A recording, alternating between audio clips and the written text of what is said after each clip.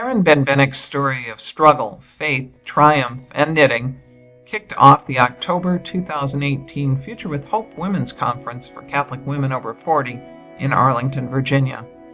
Erin, who lives in Vienna, Virginia, has spun story yarns at campfires, her sons' and grandsons' bedsides, and local, state, and international speaking and storytelling events. In Witness, a Tangled Skein, Erin shares a deeply personal experience and reflects on Psalm 139 and God, the Master Knitter.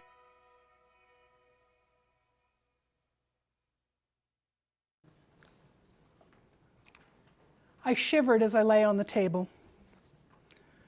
The room was chilly, but I was stone cold inside. As he settled my feet into the stirrups, the doctor said, "You'll feel a little pinch and some cramping. It'll all be over in a few minutes." And I closed my eyes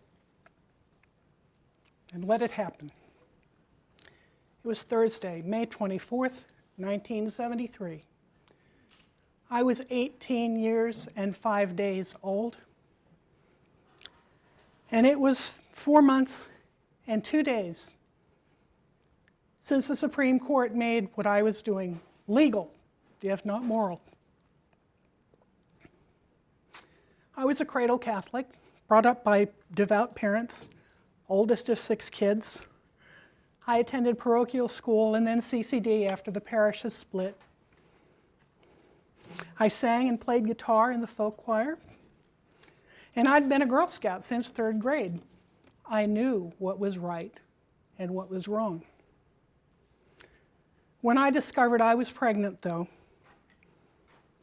I was so ashamed. I couldn't tell my parents. I knew they loved me, but I didn't want to shame them.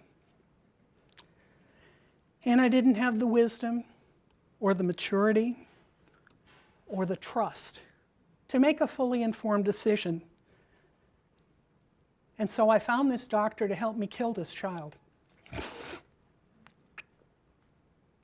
After it was over, I was even more ashamed. I knew I had committed a mortal sin. And I had shown myself that I was a hypocrite. I didn't deserve any of the good things that I'd planned in my life. So I stopped going to Mass. Not because I didn't believe, but because I didn't believe myself worthy to be there.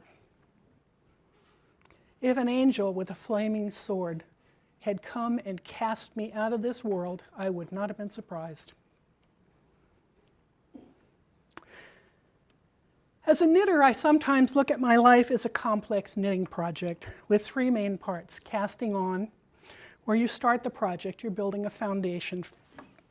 The pattern, which is the fabric of what you're making. And casting off, where you close up the ends and finish it up to make it ready to be a special gift to someone. How many of you are knitters? I see a few of you out there. There might even be some closet knitters out there. Did you ever have trouble with a pattern? One that seemed to be going just fine until you found knots in your yarn, or you dropped a stitch and realized you'd dropped it several rows back, and you had, any of us who remember old nylons remember runs? Well, that's what happens when you drop a stitch and don't pay attention. Others of you probably have handicrafts or things that you like to do, and have you ever gotten to the point where you're looking at something you're really proud of and then look at it and say, this is just not right? Happens to us all. You realize, of course, God is a knitter. In Psalm 139, he says, "You formed my inmost being. You knit me in my mother's womb." God knows us and loves us. He is the one who cast us on, starting the first row of our lives. And he knows we're working with tangled, knotted skeins. Through inattention or laziness or just plain stubbornness, we add and drop stitches. We mess up the pattern, but he knows the pattern better than we do. And He's there to help us correct and return to the beautiful work He knows we can be. That psalm continues, I praise you, because I am wonderfully made. Wonderful are your works. My very self you know.